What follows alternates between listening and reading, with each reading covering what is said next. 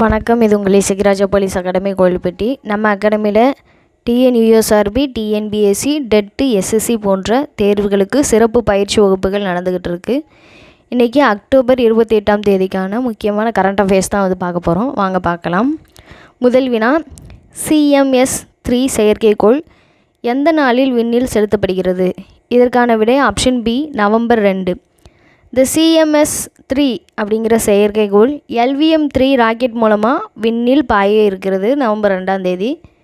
இது மொத்தம் 4400 கிலோகிராம் எடை கொண்டது. கடற்படை மற்றும் இராணுவப்படை பயன்பாட்டுக்கான புதிய செயற்கைக்கோள். சரிங்களா? இது ஸ்ரீஹரிகோட்டாவிலிருந்து விண்ணில் பாய இருக்குது.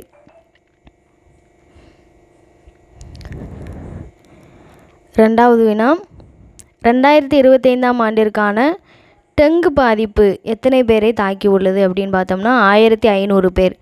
டெங்கு காய்ச்சல் அப்படிங்கிறது ஏடிஸ் எஜிப்டி கொசு மூலமாக பரவக்கூடிய ஒரு நோய்.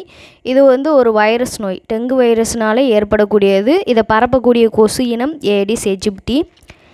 இந்த டெங்கு காய்ச்சல் இந்த வருடம் 2025 மட்டும் 1500 பேரை பாதிச்சிருக்கு. அதில் ஒரு 9 பேர் உயிரிழந்திருக்காங்க அப்படின்ட்டு இன்றைக்கி செய்திகளில் நம்ம பார்த்துருக்குறோம். சரிங்களா? இந்த டெங்கு காய்ச்சலுக்கு இன்னொரு பேர் எலும்பு முறிப்பு காய்ச்சல்னு இன்னொரு பேர் இருக்குது.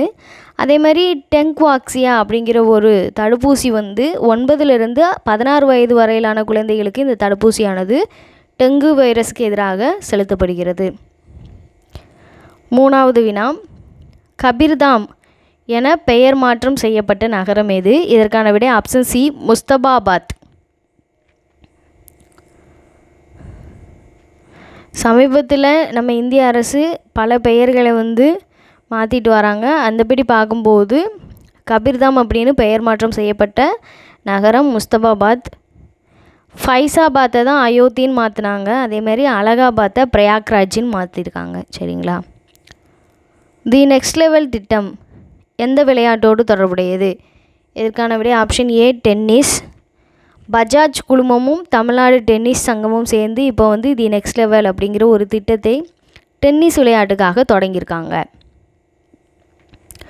வங்கக்கடலில் நிலவிய ஆழ்ந்த காற்றழுத்த தாழ்வு மண்டலத்தால் உருவாகிய புயல் இது. இதற்கான விடை ஆப்ஷன் டி, மோந்தா புயல். சரியா? வங்கக்கடலில் உருவான புயல் தான் இந்த மோந்தா புயல். இதன் காரணமாக ஆந்திராவில் உள்ள காக்கிநாடா பகுதியில் பலத்த மழை மற்றும் சென்னையிலையும் இந்த புயல் காரணமாக மழை பெய்து வருகிறதா தகவல்கள் வெளியாகிருக்கு. இதே மாதிரி தினசரி நடப்பு நிகழ்வுகளை பார்க்க நம்ம அகாடமி சேனலை ஃபாலோ பண்ணுங்கள். நன்றி.